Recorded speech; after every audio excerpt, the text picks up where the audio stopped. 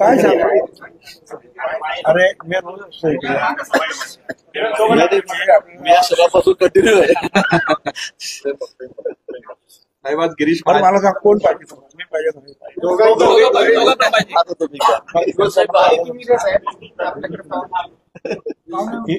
हे जे आहे त्यांचा सर्वत्र संचार असतो. यांना अगोदर संचार साहेब जवळपास 1.25 तास चर्चा झाली बंद दराड तुमच्यामध्ये. काय नक्की नाशिकच्या जागेचा तिकडे नाही रे, मुंबईची मॅच आज आहे. काय काय होऊ शकतं, हार्दिक पांड्या वगैरे खेळेल का वगैरे अशी सगळी चर्चा चालू. भुजबळ साहेब सिक्सर मारणार, भुजबळ साहेब सिक्सर मारणार. अरे सिक्सर हे जे आहेत हे मेन कोच म्हणतात नाही. नाही असं आहे की आता उद्या आता रजा आहे, परवा 2 तारीख, 3 तारखेला शेवटचा दिवस आहे फॉर्म भरायचा. आणि विशेषतः म्हणजे उरलेले जे आहेत महाराष्ट्रातले, मला असं वाटतं की सगळ्यांचाच उद्या फॉर्म भरायचा 3 तारखे, म्हणजे आपल्या धुळ्यापासून तर मुंबईपर्यंत शेवटच्या टप्प्यातली आपली निवडणूक आहे. त्याच्यामुळे एक तर जे आहे 2 तारखेला सकाळी 9 वाजता जे आहे मोठी रॅली काढायचं ठरलेलं आहे. भारतीय पवार सकाळी होता, त्याबरोबर आमची चर्चा झाली, मी सांगितलं त्याप्रमाणे आम्हाला आपण लागली. आता आपण तुझा नाशिकचा उमेदवार जो आहे, जो काही जाहीर करायचा आहे काय, तो आम्ही सांगितलं नाही किंवा जाहीर करून टाका तुम्ही काय. आम्ही सगळे ज्यात एकत्रितरित्या काम करणार आहोत. आणि कुठे असं तुम्हाला म्हणजे असं लांब राहण्याचा काही प्रश्न येणार. आम्ही संपूर्णपणे जे आहे शेवटी जे आहे लक्ष आहे आपलं की मोदी साहेबांना या देशाचा प्रधानमंत्री आपला परत करावंच लागेल. कारण देशातली तर परिस्थिती आहे, परंतु आंतरराष्ट्रीय परिस्थिती सुद्धा पाहिली, त्या देशामध्ये सुरू असलेल्या लढाया अमुक अशा कणखर नेतृत्वाची आवश्यकता आहे. आणि ते कणखर नेतृत्व आपल्याला सुदैवानं मोदी साहेबांच्या रूपाने दिसत आहे. त्याच्यामुळे बाकीच्या काही गोष्टी किती काय असल्या तरी सुद्धा आपल्या नाशिक जिल्ह्यातून आपल्याला हे 2-3 जे खासदार, हे 2 आणि पुढचा अर्धा धुळेचा येतो, तिथे आपल्याला भरपूर असं मताधिक्य जे आपल्याला द्यायला पाहिजे. आणि मोदी साहेबांसाठी बाकी काय बघायचं काही कारण नाही. शेवटी काय आहे की इथून जे खासदार जातात त्या खासदारांचं मुख्य काम जे सरकार कुणाचं आहे हा विचार लक्षात ठेवला पाहिजे. विकास वगैरे ह्या सगळ्या गोष्टी आहेच, पण देशाचा विकास करण्यामध्ये सुद्धा मोदी साहेबांनी जे काही काम केलं ते तुम्ही सतत ऐकता. प्रत्येक गोष्टीत म्हणजे ग्रामीण प्रश्न असतील, शहराचे प्रश्न असतील, सगळ्या प्रश्नाच्या बाबतीमध्ये. त्याच्यामुळे त्याची काही उजळणी करण्यास मला कारण वाटत नाही. तर त्यासाठी ही सगळी काही आमची जी आहे प्रयत्न सगळे चालू आहेत. आणि त्या दृष्टीने आम्ही चर्चा केली, कुठे कुठे कमी आहे, काय काय करायला पाहिजे, अशी साध्यंत चर्चा जी आहे आम्ही ह्या नाशिक जिल्ह्यात 2-3 हजार, मग त्या अनुषंगाने राज्यामध्ये सुद्धा कुठे कुठे काय चाललेलं आहे त्याची चर्चा झाली. आता बाकीचं यांना विचारा. उमेदवारावर थोडीशी चर्चा झाली. उमेदवारी घोषित करायला जो वेळ लागलेला आहे, 5 दिवसांमध्ये कव्हर करण्यासाठी नेमका काय प्लॅन असणार आहे? तेच त्यांना सांगितलं की बाबा आता फक्त उद्याचा दिवस बंद आहे आणि परवा शेवटचा समजा ना 3 तारखेवर थांबवलं. तेव्हा आता जे काही करायचं ताबडतोब करायला पाहिजे. तर आज रात्रीतून कदाचित ते होईल. तर बघा आता काय उमेदवारी घोषित करण्यासाठी जो वेळ लागेल तो येणाऱ्या दिवसात कव्हर करण्यासाठी काय प्लॅन असणार आहे? निश्चित त्या संदर्भातच माननीय भुजबळ साहेबांनी आम्ही चर्चा करत होतो. भुजबळ साहेब नाशिक जिल्ह्यातले एक जुने नेते आहेत, महाराष्ट्रातले आणि या सरकारमधले एक मोठे नेते आहेत. आणि म्हणून त्यांच्याशी चर्चा करावी. तिकीट मला वाटतं उद्या जाहीर झालं पाहिजे. उद्या दुपारपर्यंत सकाळपर्यंतच मला वाटतं तिकीट जाहीर होईल. आता त्या संदर्भामध्ये तिन्ही नेते वरती आहेत, ते त्या ठिकाणी निर्णय करतील.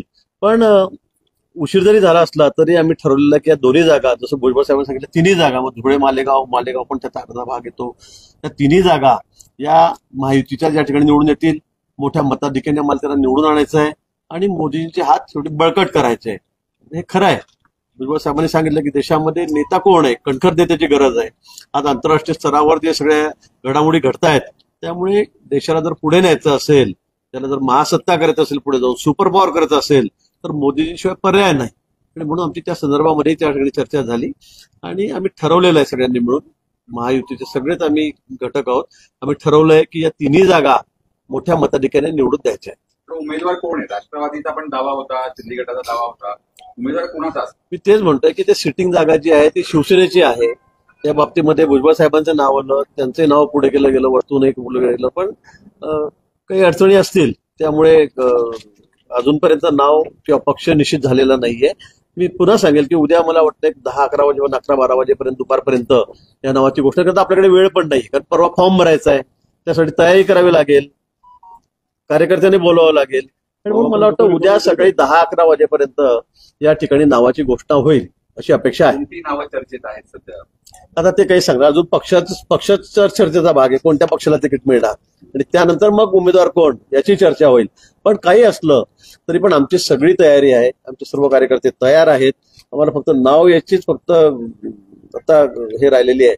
नाव आलं की मग लगेच आम्ही त्या दृष्टीने या तयारीला लागू. परवा तुम्ही बघाल की अतिशय मोठ्या संख्येमध्ये, म्हणजे रेकॉर्ड ब्रेक गर्दी आमच्या दोन्ही उमेदवारांची त्या ठिकाणी फॉर्म भरायला राहील. आता बावनकुळे साहेब नाशिक दौऱ्यावरती होते. बावनकुळे साहेबांनी एक मोठं वक्तव्य केलं, भाजपने नाशिकच्या जागेवरती दावा सोडलेला आहे, त्यामुळे आता फक्त शिवसेना आणि राष्ट्रवादी हे दोघंच राहिलेले आहेत. तेच म्हटलं की इथे सिटिंग जागा ही शिवसेनेची आहे.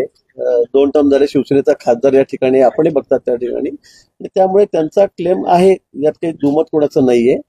पण तरी सुद्धा इकडे तिकडे अदलाबदल झालेल्या आहेत. काही ठिकाणी मता राष्ट्रवादी काँग्रेस आणि शिवसेना दोघी या बाबतीत निर्णय करतील आणि मला उद्या 11-12 वाजेपर्यंत निश्चित हे नाव जाहीर होईल.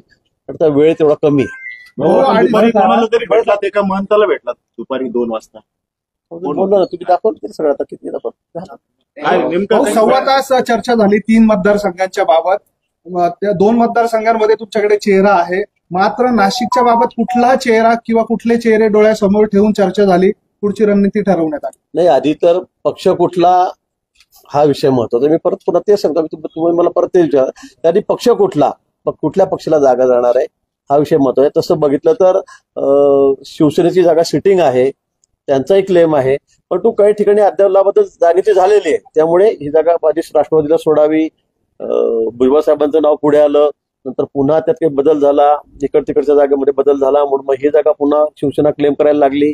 आज बावनकुळे साहेबांनी, आपण मला माहित आहे, पण आपण म्हणतात की त्यांनी क्लेम सोडलेला आहे असेल, कारण इथे 3 आमदार एवढे 77 नगरसेवक असताना सुद्धा सांगितलं असेल त्यांनी की वाटाघाटीमध्ये काही जागा इकडे कमी जास्त झाल्या असतील. पण पुन्हा आपल्याला तेच सांगेल की या 2 पक्षांपैकी आता निर्णय होईल आणि अधिक जो अधिकार आहे तो शिवसेनेचा आहे, कारण त्याची सिटिंग जागा आहे. पण काही असलं तरी उद्या 11-12 वाजेपर्यंत पक्षही आणि उमेदवारही यांची घोषणा होईल. भुजबळ साहेबांनी जरी माघार घेतली असली तरी समजा परत दिल्लीतून आदेश आला तर काय होईल? आमच्या हातात काय म्हणतो, निर्णय झाला ना आदेश आला तर आम्हाला फक्त काम करायचं आहे, निवडून आणायचंय फक्त, दुसरं काय मग.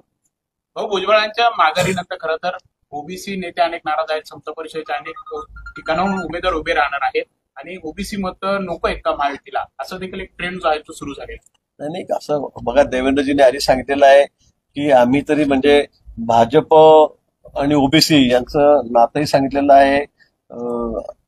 ओबीसी समाज किती खंबीरपणे आमच्याही पाठीशी उभा आहे, भुजबळ साहेबांच्या पाठीशी उभा आहे. भुजबळ साहेब तर नेतेच आहेत, एकमेव असे नेते आहेत आज राज्यामध्ये की जे ओबीसीच्या पाठीशी खंबीरपणे उभे आहेत. त्यात कोणाच्या मनात म्हणजे शंकाच नाहीये.